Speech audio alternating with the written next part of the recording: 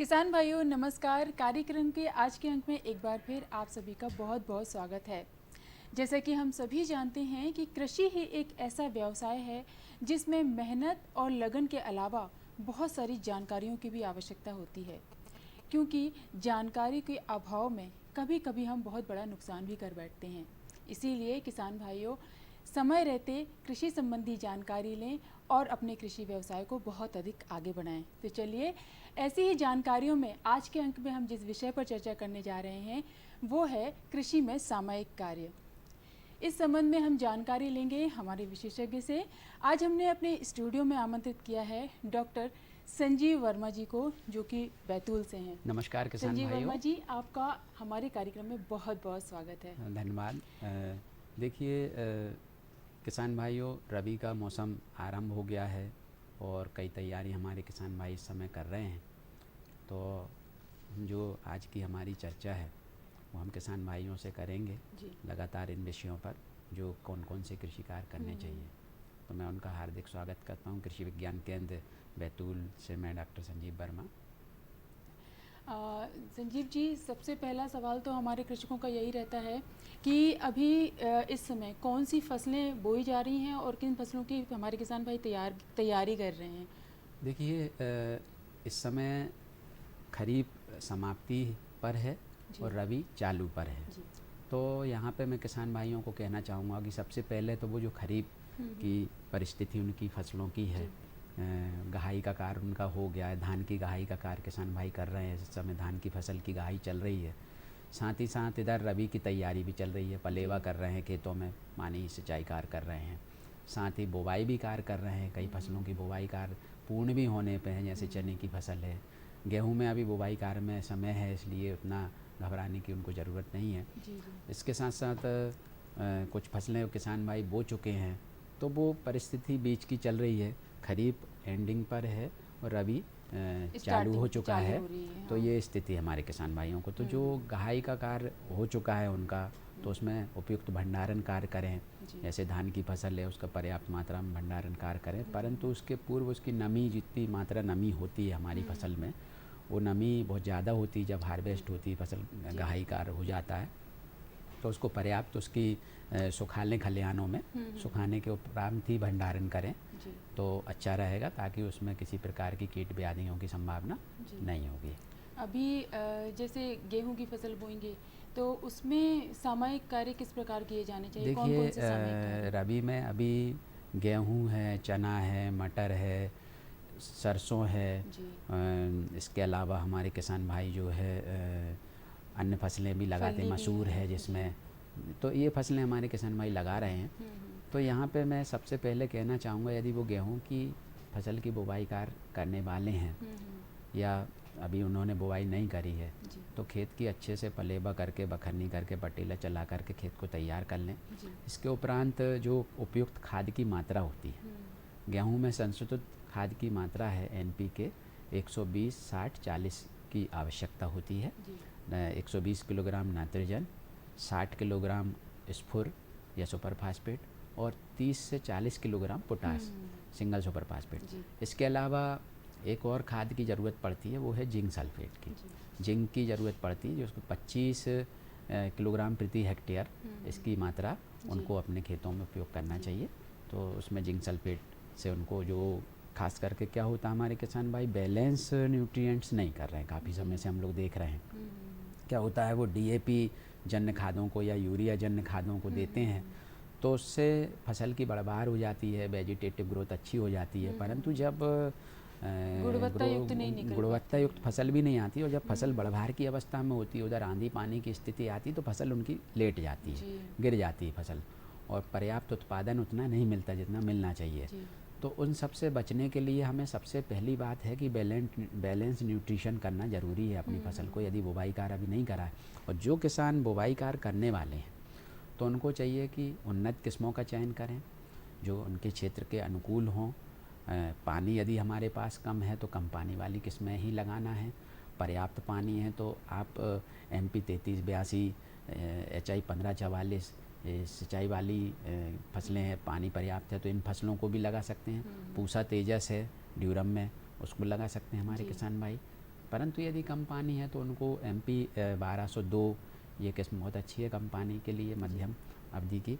और इस तरह की किस्मों का चयन करना चाहिए। पर्याप्त पानी तो MP 1203 भी लगा सकते हैं वो, क्योंकि थोड़ा अवधि उसकी 130 दिन के लगभग है, तो इन किस्मों का चयन कर सकते हैं। किस्मों के चयन के बाद आती है सबसे पहली बात बीजों के उपचार की। बीजों का उपचार करके बीजों लेना का आमतौर पे हम लोग देखते हैं किसान भाई बीजों का उपचार नहीं करते हैं, और बीज उपचार नहीं करने की वजह से आने वाली स्थिति में अभी जैसे कुछ किसान भाइयों ने जिन्होंने पहले बोनी कर दी थी, वर्षा आधारित बोनी थी जिनके पास नमी थी और उन्होंने बोनी कर दी थी, तो किसान भाइयों के फ़ोन आते कि हमारी फसल पीली पड़ रही है, कई फफूंदी जन्य रोग तो या बीजों का उपचार सही तरीके से नहीं करने की वजह से होता है। अच्छा। तो बीज उपचार की एक पद्धति होती है FIR। जी। FIR में सबसे पहला है कि हमें फंजीसाइड मतलब फफूंदी जन्य लगाना है, फफूंदी नाशक लगाना है हमें। दूसरा R इंसेक्टिसाइड I मतलब हमें कोई कीटनाशक लगाना है। उसके बाद तीसरा है R मतलब कल्चर, राइजोबियम कल्चर। तो ये हमारी पद्धति होती है बीजों के उपचार की। तो उस पद्धति से बीज उपचार हमारे किसान भाइयों को FIR सभी फसलों में करना चाहिए, तो ताकि उससे उनका जो ज़मीन जन्य रोग हैं, भूमि जन्य रोग हैं, वो जड़ से ही रोग जब नहीं रहेंगे तो फसलें तो वैसे भी तो वो एक तरह का टीकाकरण है फसल का। बिल्कुल। हम शुरुआत में यदि टीकाकरण अच्छे से कर देंगे तो भूमि जन्य रोग नहीं आएंगे, और फिर इसके बाद बुवाई करना चाहिए। मैंने उर्वरक की मात्रा जैसा कि गेहूं में बताई है, संतुलित उर्वरक का उपयोग करें, NPK से करें, अलग अलग फर्टिलाइज़र को करें, उस बैलेंस फर्टिगेशन करें, ताकि जो है हम लोग जो देखते वानस्पतिक वृद्धि तो अच्छी होती है फसल की, परंतु जो उत्पादन में तब्दील नहीं हो पाती वो, इसलिए उसको उत्पादन में लाने के लिए हमें बैलेंस न्यूट्रिशन करना आवश्यक है ताकि उत्पादन अच्छा हो सके। जी। स्टार्टिंग से ही जब हम अपनी फसलों को गुणवत्ता युक्त बनाने के प्रयास करेंगे तो अच्छा, आगे चल के फसलों बढ़िया उत्पादन अच्छा मिलेगा। बिल्कुल। तो उसके लिए बैलेंस न्यूट्रिशन, हम लोग भी भोजन करते हैं तो हमें सभी चीज़ों दाल चावल रोटी सब्जी सबकी ज़रूरत पड़ती है। तो उसी तरह से फसलों का भी वही सिद्धांत है कि आप उनको बैलेंस न्यूट्रिशन करें ताकि स्वस्थ पौधा रहेगा। ये तो हो गई गेहूं की बात। आगे अभी भी मतलब अगर खेतों में कुछ किसानों ने चने लगा दिए हैं, फलियां लगा दी हैं, तो इनमें भी सामयिक कार्यों की इस वक्त कौन सी ज़रूरत है कि सामयिक कार्यों से कि मटर लगाया है जैसे किसान भाइयों ने, मसूर लगाई हुई है, तो उसमें तो चने की फसल की बुवाई कार्य कर दिया है, कुछ ने चने की बुवाई कार्य करने में। तो चने की बुवाई में भी मैं कहना चाहूँगा कि जो NPK की मात्रा है, बैलेंस फर्टिगेशन, यहाँ 20-60-20 का उसका रेशो है। 20 किलोग्राम नाइट्रोजन, 60 किलोग्राम स्फोर और 20 किलोग्राम पोटाश की मात्रा, तो ये उनको अपनी फसल में देना है। इसके उपरांत जहाँ पर मैं थोड़ी बीज उपचार वाली बात आ जाएगी, उसमें FIR करना है उनको। सबसे पहले फंजीसाइड, कोई भी फफूंदी नाशक, कार्बेंडाजिम प्लस मैनकोजेब। इसके अलावा यदि जैविक से करते हैं तो ट्राइकोडर्मा विरिडी, ऐसे कई फफूंदी नाशक बाज़ार में उपलब्ध हैं, तो इनको उनसे उपचारित करें। इसके बाद इंसेक्टिसाइड से मतलब कीटनाशक का एक उपचार आवश्यक है। क्या होता है, भूमिजन्य रोगों में के अलावा भूमिजन्य कीट भी हमारी फसल पे आते हैं, जिसमें दीमक है, माहो, जड़ माहो है, ये समस्या गेहूं में, और हाँ ये समस्या जड़ माहो, जैसे गेहूं में भी जड़ माहो की समस्या आती है। तो इसके लिए हमें क्लोरोपाइरीफास नामक जो कीटनाशक है उसका उपयोग करना चाहिए बीज उपचार में। और तीनों तरह के उपचार में कम से कम 15-20 मिनट का गैप होना चाहिए। पहला उपचार कर दिया, हमें फैला के बीज रखना है, फिर दूसरा हमने उपचार किया, कीटनाशक का उपचार किया, फिर फसल को जो अनाज को थोड़ी देर फैला के रखना ताकि वो सूख जाए, फिर लास्ट में कल्चर लगाना है। यदि हम गेहूं में लगा रहे हैं तो PSB कल्चर लगाना है, और चने में उपयोग कर रहे हैं तो राइजोबियम कल्चर उपयोग होगा हमारा। तो राइजोबियम कल्चर लास्ट में लगाना है, क्योंकि वो जीव है। हम जब कीटनाशक और इससे उपचारित कर चुकेंगे अपनी फसल को, इसके आखिरी में हम जीव का उपयोग करेंगे। कल्चर का जो मुख्य उपयोग हमारे किसान भाई नहीं करते हैं, हम लोग देख रहे हैं। आज जो भूमि है, हमारी जो मिट्टी है, उसमें बहुत ज़्यादा तादाद में हमारे आग लगाने की वजह से और दूसरे कृषि कार्यों को सही तरीके से नहीं करने की वजह से हमारे जो भूमि जन्य राइजोबियम बैक्टीरिया थे, PSB बैक्टीरिया थे, हमारे बैक्टीरिया बहुत सारे मर चुके हैं, भूमि में उनकी बहुत मात्रा कम हो गई है। इसलिए हमको ये कल्चर के माध्यम से उपलब्ध करा रहे थे। इनका जो मुख्य काम होता है, हमारे जो बैक्टीरियाओं का, जो वायुमंडल से नाइट्रोजन का फिक्सेशन करते हैं, पौधों की जड़ों के पास ले जाते हैं, ये इनका मुख्य काम होता है। तो तो हमें कल्चर लगाना है। कल्चर के बाद ही बुवाई उचित दूरी पे करना आवश्यक है। यहाँ एक बात और बता दूं किसान भाई, आमतौर पे क्या हो रहा है, गेहूं की सीड ड्रिल से ही चने की बुवाई कर रहे हैं, तो जो प्लांट स्पेसिंग है वो प्रॉपर नहीं हो पाता। हमारे पौधे से पौधे की दूरी, कतार से कतारों की दूरी प्रॉपर मात्रा में नहीं हो पाती है, जिससे हमारे किसान भाइयों को आने वाले समय में जितना उत्पादन मिलना चाहिए, फसल की जैसी बढ़भार होनी चाहिए, वो नहीं हो पाती है। तो यहाँ उन्हें चाहिए कि लगभग जो यदि वो चने की बुवाई कर रहे हैं 30 सेंटीमीटर पे से कम पे नहीं करना है, 45 सेंटीमीटर पे करें, 60 सेंटीमीटर पे भी कर सकते हैं बुवाई का कार्य। रिस्परो मेथड से कर रहे हैं यदि कूर्नाली पद्धति, 60 सेंटीमीटर तक बुवाई का कार्य करें। और गेहूं में बुवाई कर रहे हैं 9 इंची से कम पे उनको नहीं करना चाहिए। और बीच में कुल्फा या डोरा चलाने की चने में इतनी स्पेसिंग रखें कि कुल्फा या डोरा एक बार चला सकें। उसी वही स्थिति हमारी मटर में, जितनी भी दलहनी फसलें हमारी इस समय हमारी दलहनी फसलों में यदि जिनने बुवाई कर चुके हैं किसान भाई, तो कुल्फा या डोरा चलाने से बच रहे हैं, वो बीडीसाइड का उपयोग कर रहे हैं, मतलब खरपतवारनाशी का उपयोग कर रहे हैं। SWI पद्धति होती है, ये किस प्रकार का सिस्टम ऑफ वीट इंटेंसिफिकेशन। हम जो गेहूं की बुआई की बात कर रहे थे, बीज मात्रा 100 किलोग्राम हमारे किसान भाइयों को रखना चाहिए। आमतौर पे हम लोग देख रहे हैं किसान भाई अत्यधिक बीज मात्रा का उपयोग कर रहे हैं गेहूं में, खास करके मध्य प्रदेश में हम देख रहे हैं कि कई जिलों में तो 2-2 कुंटल प्रति हेक्टेयर बीज हमारे किसान भाई गेहूं में बुवाई कर रहे हैं, जो कि संशोधित नहीं है। प्रति हेक्टेयर 100 किलोग्राम बीज की बुवाई गेहूं में करना है। साथ ही यहाँ पर इस बात का विशेष ध्यान हमारे किसान भाइयों को देना है कि जो SWI पद्धति है, यदि इससे वो बुवाई करते हैं, मात्र 10 से 12 किलोग्राम बीज प्रति हेक्टेयर इसमें लगता है। और इसमें जो स्पेसिंग है 25 बाई 25 सेंटीमीटर पे हम जो है कतारों में डिबलिंग करते हैं गेहूं की, एक एक बीज डालते हैं डिबलिंग करके, तो उसमें हमारी जो बीज मात्रा कम लगती है, खाद की मात्रा भी कम लगेगी, पौध जो अच्छा बढ़भार करेगा। एक एक टिलर जो हमारा पौधा जब तैयार होगा उसमें एक एक में 30 से 35 तक टिलर आते हैं यदि वो SWI पद्धति से करते हैं, और उत्पादन लगभग उतना ही मिलेगा। मतलब वहाँ उनका जो हम लोग देख रहे हैं जो उत्पादन लागत बढ़ रही है फसलों की, उसकी वजह है कि बीज मात्रा अधिक लगाना, खाद की मात्रा ज़्यादा देना, उस वजह से उत्पादन लागत बढ़ रही है। उत्पादन लागत को कम करने के लिए SWI जो पद्धति है गेहूँ की बहुत अच्छी है, बीज मात्रा बहुत कम लगती है उसमें, और उत्पादन लगभग उतना ही मिलता है जितना उनकी परंपरागत पद्धति जिसको वो अपना रहे हैं। ये तो हो गई SWI पद्धति। संजीव जी, इस विषय पे बहुत सारी अभी हम चर्चा करेंगे, लेकिन इस समय ले लेते हैं एक छोटा सा ब्रेक। हम किसान भाइयों, आप कहीं जाइएगा नहीं, हम छोटा सा ब्रेक लेते हैं, कुछ समय बाद फिर लौटेंगे कुछ और जानकारियों के साथ।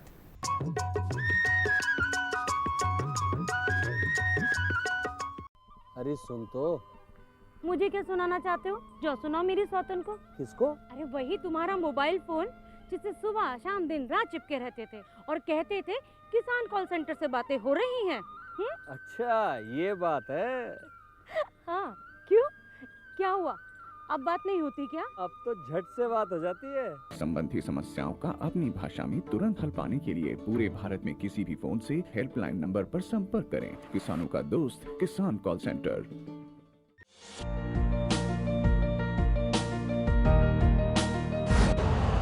यूरिया का स्वदेशी उत्पादन 70 लाख टन बढ़ाने के लिए 6 उर्वरक संयंत्रों का उद्धार किया जा रहा है। FCIL के गोरखपुर, सिंदरी, तलचर और रामागुंडम संयंत्र, HFCL की बरौनी इकाई और BVFCL की नामरू फोर्थ। सोने पर सुहागा ये है कि देश में अब बनेगा सिर्फ नीम लेपित यूरिया, क्योंकि इससे होगा किसानों का फायदा ही फायदा। अनाज का उत्पादन 10% तक बढ़ेगा, बढ़ेगी 10 से 15% नाइट्रोजन क्षमता।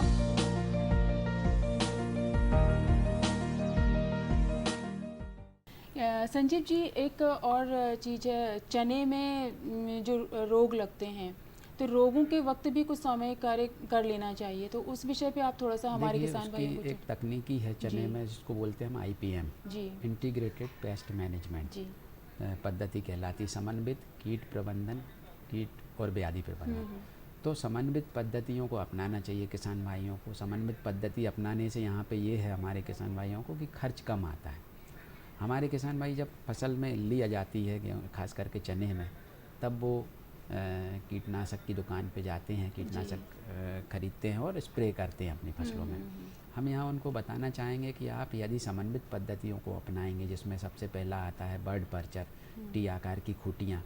अपने चने की फसल आपने बुआई कर दी है तो बुआई के तुरंत उपरांत आप टी आकार की खूटियाँ अपने खेतों में गाड़ दें, जो लगभग 1 एकड़ में 25 से 30 खूटियाँ लगाना चाहिए। जी। इस तरह से यदि वो करते हैं, इसके बाद आता है स्टिकी चिपचिपे प्रपंच आते हैं, वो लगा दें, जो सकिंग पेस्ट रस चूसने वाले कीड़ों को चिपकने के लिए होते चिपचिपे प्रपंच।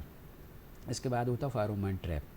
फेरोमोन ट्रैप भी एक तरह का ट्रैप है। इसमें चूँकि चने में जो इल्लियाँ आती हैं, हेलियोथिस आर्मीजेरा जो नामक इल्ली आती है, तो उसमें नर मादा तितलियाँ होती हैं। जब हम फेरोमोन ट्रैप लगाते हैं तो उसमें हमें ये पता चल जाता कि पहली बात तो कौन कौन से कीट आ रहे हैं। उसमें हेलिक्ल्यूर लगता है, अंदर कैप्सूल सेप्टा लगता है, जिससे हमारे जो नर कीट हैं, नर तितलियां हैं, वो उसमें आकर्षित होकर ट्रैप हो जाते हैं, तो फर्टिलाइजेशन की प्रक्रिया रुक जाती है। तो एक ये है। दूसरा ये भी पता चलता है फेरोमोन ट्रैप लगाने के बाद कि हमें कौन कौन से कीड़े हमारी फसल में आ रहे हैं, ये भी पता चलता है। तो एक ये भी है। तो इस तरह से ये समन्वित पद्धतियाँ अपनानी चाहिए। इसके अलावा भी यदि किसान भाई खुद घर पे बनाना चाहें, कुछ ऐसे कीटनाशक हैं जिसमें एनपीवी वायरस हम जो बोलते हैं, तो वो किसान भाई बना सकते हैं। 100 मरी हुई इल्लियों को उल्टी लटकी हुई चने की इल्लियों को उनको क्रश करके यदि उनको छिड़काव करते हैं प्रति एकड़ में 200 लीटर पानी में 100 ml का सॉल्यूशन बना के, तो उनको एक तरह का वायरस होता है, न्यूक्लियस पॉलीहाइड्रोसिस वायरस, तो वो इल्लियों पे आ जाता है, जिससे इल्लियाँ स्वयं ही मर जाती हैं। इल्लियों का छिड़काव इल्लियों पे, इल्लियों से ही हो जाएगा और केमिकल मुक्त भी हो रहेगी, मुक्त हो जाएगी। तो बिल्कुल इस तरह की समन्वित विधियों को अपनाना चाहिए हमारे किसान भाइयों को। जी। मतलब ये किसान भाइयों के लिए तो इतनी सारी जानकारियाँ थी। उसके अलावा कृषि से रिलेटेड भी आपने बहुत सारी रोगों की भी जानकारियाँ दे दी, सामयिक जानकारी भी दे दी। हमें उम्मीद है कि हमारे किसान भाई बहुत सारी जानकारी लेकर इस प्रोग्राम से जाएंगे। संजीव जी, आपका हमारे कार्यक्रम में आने के लिए बहुत बहुत शुक्रिया, धन्यवाद। तो किसान भाइयों, अब समय हो चला है खबरें खेती का, तो चलिए देख लेते हैं खबरें खेती की।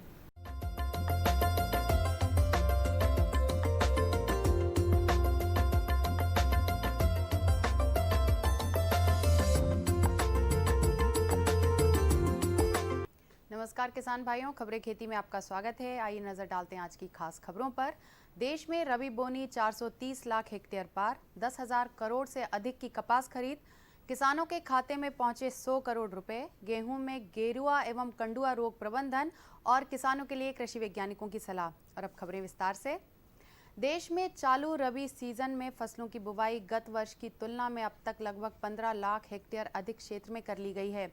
अब तक कुल बोनी 430.59 लाख हेक्टेयर में की गई है, जबकि गत वर्ष इस अवधि में 414.41 लाख हेक्टेयर में बोनी हो गई थी।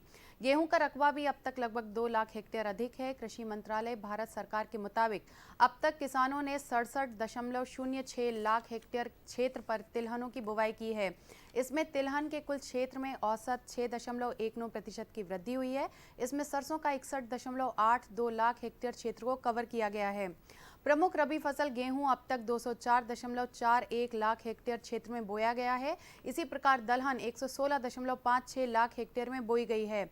वहीं मोटे अनाज का क्षेत्र इस बार 33 लाख हेक्टेयर में है, जो गत वर्ष की तुलना में औसतन 7.22% कम है। वर्तमान खरीफ विपणन सीजन 2020-2021 के दौरान सरकार ने अपनी मौजूदा न्यूनतम समर्थन मूल्य योजनाओं के अनुसार किसानों से एमएसपी पर खरीफ फसलों की खरीद जारी रखी है। पंजाब, हरियाणा, राजस्थान, मध्य प्रदेश, महाराष्ट्र, गुजरात, तेलंगाना, आंध्र प्रदेश, ओडिशा और कर्नाटक राज्यों में एमएसपी के तहत कपास की खरीद सुचारू रूप से चल रही है। अब तक 34,54,229 कपास की गांठें खरीदी गई हैं, जिनका मूल्य 10,145 करोड़ रुपए से अधिक है। इसमें 6,89,000 से अधिक किसान लाभान्वित हुए हैं। खरीफ 2020-2021 के लिए धान की खरीद पंजाब, हरियाणा, उत्तर प्रदेश, तेलंगाना, उत्तराखंड, तमिलनाडु, चंडीगढ़, जम्मू एवं कश्मीर, केरल, गुजरात, आंध्र प्रदेश, ओडिशा, मध्य प्रदेश, महाराष्ट्र और बिहार जैसे राज्यों एवं केंद्र शासित प्रदेशों में चल रही है। अब तक 329.86 लाख मीट्रिक टन से अधिक धान की खरीदी की जा चुकी है और इस प्रकार पिछले वर्ष के मुकाबले धान की खरीद में 19.52% से अधिक की वृद्धि दर्ज की गई है। धान खरीद में अकेले पंजाब ने 202.77 लाख मीट्रिक टन का योगदान दिया है। कुल 62,278 करोड़ रुपए से अधिक के एमएसपी मूल्य के साथ लगभग 31.78 लाख किसान अभी तक लाभान्वित हो चुके हैं। सरकार ने अपनी नोडल एजेंसियों के माध्यम से 649 करोड़ रुपए की एमएसपी मूल्य वाली मूंग, उड़द, मूंगफली और सोयाबीन की 1,20,626 मीट्रिक टन की खरीद की है, जिससे 68,978 किसान लाभान्वित हुए हैं। मध्य प्रदेश के मुख्यमंत्री श्री शिवराज सिंह चौहान ने कहा है कि मंडियों और समर्थन मूल्य व्यवस्था को बंद करने वाली बातें भ्रामक और असत्य हैं। प्रदेश में 50 वर्षों से 1-2 एकड़ कृषि भूमि पर काबिज परिवारों को पट्टे दिए जाएंगे। भूमि संबंधी सभी रिकॉर्ड के लिए ऑनलाइन व्यवस्था शीघ्र ही की जाएगी। मुख्यमंत्री सीहोर जिले के 5 लाख किसानों के खातों में मुख्यमंत्री किसान कल्याण योजना की 100 करोड़ रुपए की राशि सिंगल क्लिक से ट्रांसफर करने के बाद सभा को संबोधित कर रहे थे। मुख्यमंत्री ने कहा कि पिछले 8 माह में ही विभिन्न योजनाओं की 25,000 करोड़ रुपए से ज्यादा सहायता राशि किसानों के खाते में डाली गई है। खेती किसानी से संबंधित नकल आदि अब ऑनलाइन मिलेगी और रेवेन्यू बोर्ड मैनेजमेंट सिस्टम से नामांतरण, बंटवारा सहित राजस्व न्यायालयों में पेशी के लिए आमंत्रण भी ऑनलाइन होगा। मुख्यमंत्री ने कहा कि अब पटवारी हर हफ्ते सोमवार और गुरुवार को मुख्यालय पर रहेंगे और लापरवाही मिलने पर कलेक्टर जिम्मेदार होंगे। मुख्यमंत्री ने कहा कि अब फसलों का आकलन भी ऑटोमेटिक मशीन से होगा, जिससे नुकसान के समय किसानों को वास्तविक लाभ मिल सके। इसके साथ ही प्रदेश में दुग्ध उत्पादन और मछली पालन करने वालों को भी क्रेडिट कार्ड देने का फैसला लिया गया है। मुख्यमंत्री ने किसानों से संवाद के दौरान कहा कि अब किसानों को आज़ादी है कि वे अपनी उपज कहीं भी बेच सकते हैं। मंडी शुल्क 8 आना यानी 50 पैसे लगेगा और सब्जी मंडी में भी टैक्स 2% कर दिया गया है। गेहूं में 3 प्रकार की गेरुई लगती है, पीली गेरुई, भूरी गेरुई और काली यानी कि रतुआ। इन रोगों का प्रबंधन कर गेहूं का अधिक उत्पादन लिया जा सकता है। इस रोग की प्रतिरोधी किस्मों में UP 115, UP 2121, HD 2009, HD 2278, HD 2307, HD 2236, WH 147, HP 1102 हैं। इन्हें बोना चाहिए। इसके प्रबंधन के लिए जिनेब का छिड़काव भी काली और भूरी गेरुई को रोकता है। इसी प्रकार कंडुआ रोग भी गेहूं में आता है। यह बीज जनित फफूंद रोग है। इसमें पौधे की बालियां जहां आती हैं वहां दानों के स्थान पर काला चूर्ण बन जाता है और कुछ समय पश्चात पूरी बाली समाप्त हो जाती है। इसकी रोकथाम के लिए रोग ग्रसित पौधों को उखाड़कर बड़ी सावधानी के साथ पॉलीथीन की थैलियों में बंद करके मिट्टी में दबा देना चाहिए। रोग रोधी WL 711, HD 2009, WL 710 आदि को बोना चाहिए। बीजों को 2.5 ग्राम प्रति किलो की दर से कार्बेक्सिन से उपचारित करना चाहिए।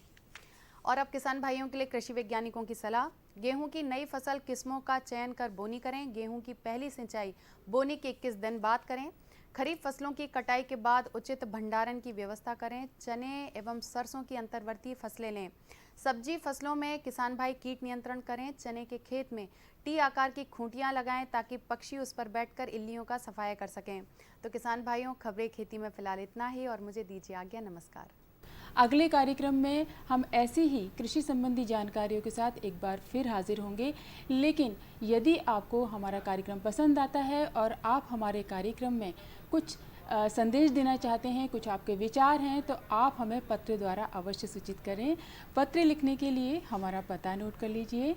कार्यक्रम कृषि दर्शन द्वारा निदेशक, कमरा नंबर 18, दूरदर्शन केंद्र भोपाल, पिन 462013।